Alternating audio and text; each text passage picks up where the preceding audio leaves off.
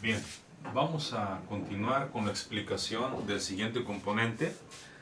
Estos componentes que vamos a ver son componentes que se utilizan para disparo de los gatillos del SSR y del TRIAC.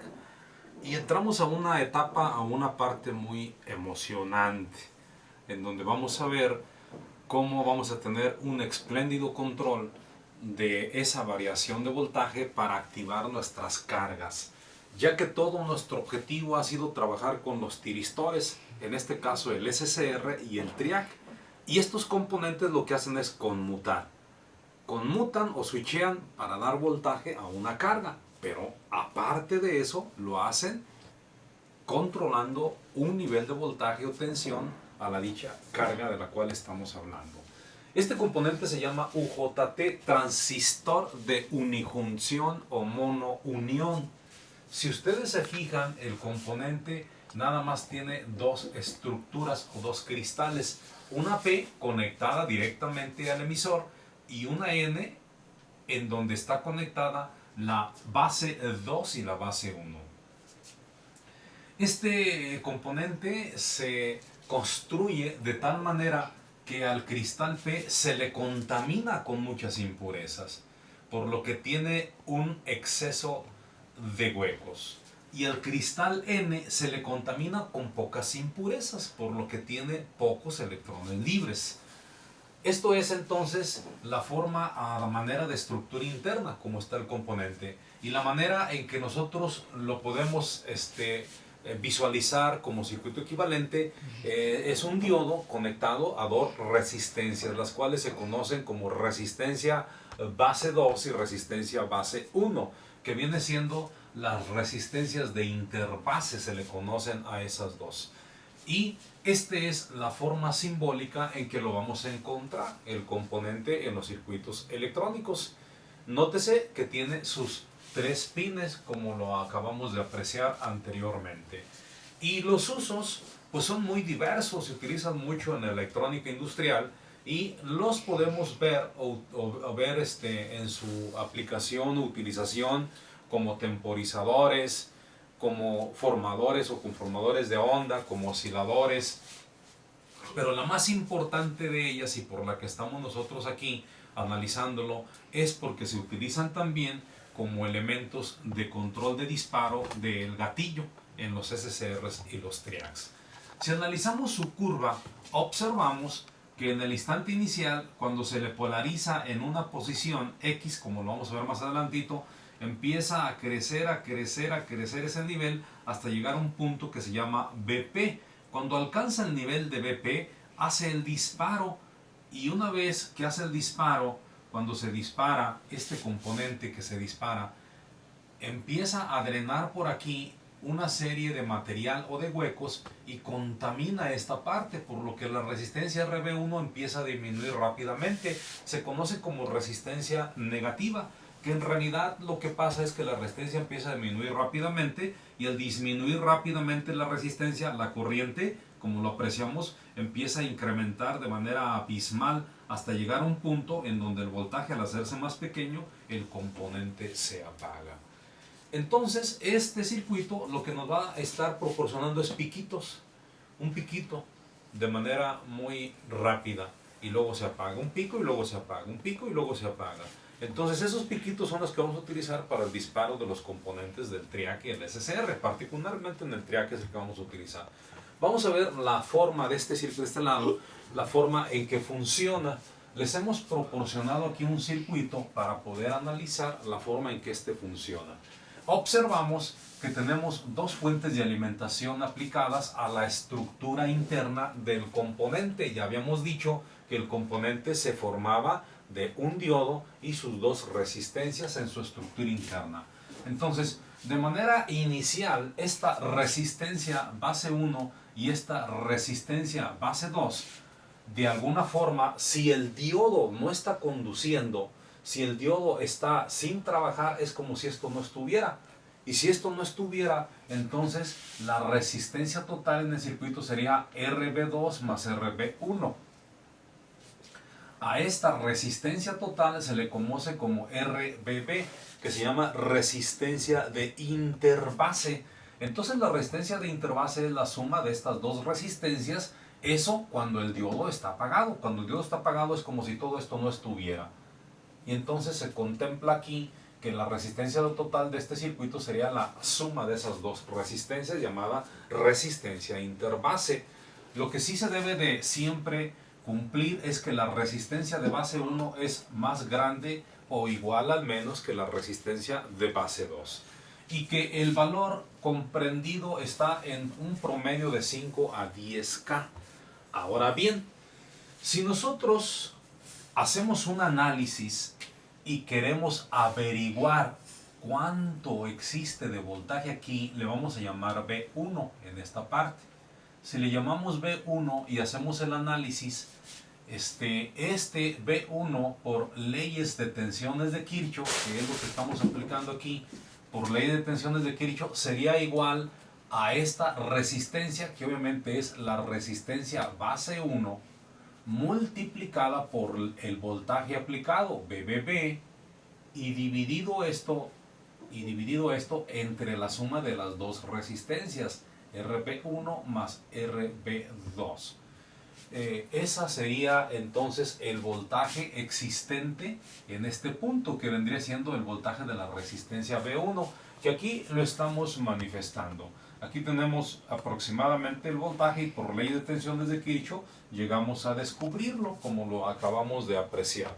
Pero sabiendo que la resistencia base 1 y la resistencia base 2 es igual a este valor, entonces esta fórmula también nos puede quedar como R1, el valor de la RB1 multiplicada por la BBB entre la RBB. O sea que de alguna forma esta que tenemos aquí, esta es la resistencia de base 1, claramente. Esta es la resistencia de base 1, esta es la resistencia de base 2, esta es la resistencia de base 1. Pero aquí para abreviación las hemos indicado simplemente como R1 y como R2. Así que nuestra fórmula nos quedaría de esta manera si nosotros sustituimos la R1, RB1 más RB2 por la RBB, que ya habíamos dicho que ese era su equivalente. Entonces, siguiendo con la temática, si nosotros le damos o le asignamos un valor N a R1 entre RB1, o sea que estas partecitas que tenemos aquí, esta partecita que tenemos aquí, si la igualamos a N o decimos que este es un factor N, entonces la ecuación nos quedaría de la siguiente manera. Nos quedaría simplemente N por BBB. BBB es el voltaje aplicado en este punto.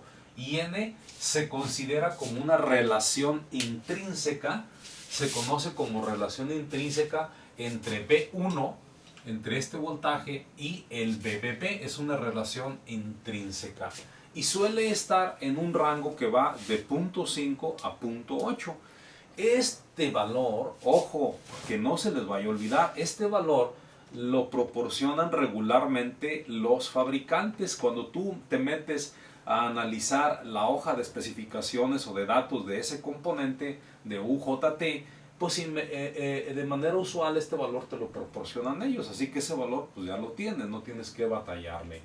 Ahora bien, si nosotros aplicáramos un voltaje en este punto, si aplicamos un voltaje en este punto, en el entendido que ya tenemos el valor de B, este voltaje que tenemos aquí nos va a proporcionar un valor positivo aquí y un valor negativo aquí por la fuente de alimentación. Y ese voltaje que nos proporciona en este punto es la caída de voltaje de RB1, que nosotros lo estamos llamando B1, y que para el caso que nos ocupe ya dijimos que esta era la ecuación o la fórmula, y que al final si la sustituimos por N, ese B1 es igual a esta cantidad. Pero claramente se ve que este voltaje positivo está aplicado al diodo. Entonces, si nosotros le aplicáramos un voltaje llamado BE al diodo de este lado, la pregunta es, ¿en qué momento conduciría este diodo? Bueno, pues el diodo va a conducir siempre que supere el voltaje que tenemos aquí. Si yo le aplico por aquí 10 voltios, pues el BE tiene que tener 10.7 para romper la barrera de potencial del diodo y entrar en conducción. Pero si el voltaje V1 aquí en este punto es más 5 voltios, pues entonces yo nada más ocupo 5.7. Ese voltaje se llama, ese valor que necesariamente permite que el diodo entre en conducción, se llama BP. Ese voltaje BP, que es un voltaje de pico, ese voltaje es igual obviamente a el voltaje del diodo más el voltaje V1. O sea que si yo garantizo en este punto, si en este punto aquí yo garantizo un voltaje que sea igual o superior al voltaje del diodo más el V1, garantizo que el diodo se encienda, que es nuestro objetivo. Y aquí lo estamos apreciando. Entonces el BP va a ser igual a PD más V1. BP es igual a PD y V1, ¿a qué es igual a V1? A N por BBB. Estas formulitas que tenemos aquí van a ser muy útiles para nosotros poder hacer algunas soluciones de problemas que les vamos a dejar en lo sucesivo. Regresándonos otra vez a la curva, vamos a regresarnos una vez para acá, un poquito para acá, a la curva que tenemos en esta curva. Ahora sí se entiende que cuando nosotros aplicamos aquí un voltaje en este punto llamado BBB, se va a dar un voltaje o caída de voltaje en RB1 específicamente. Y ese voltaje que está aquí va a polarizar de manera inversa al diodo. Entonces quiere decir que mientras nosotros en este punto no metamos un voltaje superior a ese nivel llamado BP, pues el diodo no conduce. Entonces, pero si nosotros empezamos a meterle voltaje, puesto que se ve que es variable, y si le empezamos a variar el voltaje, cuando este voltaje presente aquí supere a 0.7 más el voltaje de V1, el diodo entra en conducción. Entonces, cuando se alcanza el nivel llamado BP, el diodo entra en conducción y el componente UJT se dispara. Y al dispararse, empieza inmediatamente a haber una circulación de corriente así y empieza a contaminarse. Acuérdense que esta tenía carencia de electrones libres y tenía exceso de huecos, entonces empieza a contaminarlo y al contaminarlo la resistencia se hace más chiquita y al hacerse más chiquita la resistencia el voltaje en V1 empieza a disminuir y al disminuir aquí se alcanza a apreciar cómo la resistencia se empieza a hacer más chiquita, entonces obviamente el voltaje V1 empieza a disminuir, pero al mismo tiempo al hacerse más chiquita la resistencia, la capacidad o la cantidad de corriente que pasa se hace más grande, empieza a crecer abismalmente, hasta llegar a un punto en donde queda despolarizado el diodo. Y al quedar despolarizado este diodo, ¿verdad? Entonces de alguna manera el componente se apaga. Y una vez que el componente se apaga, el ciclo se repite. Ahorita vamos a ver como parte siguiente la culminación o continuación de este tema para ver ya un ejercicio práctico y también la práctica que van a hacer en laboratorio. Aquí le vamos a cortar.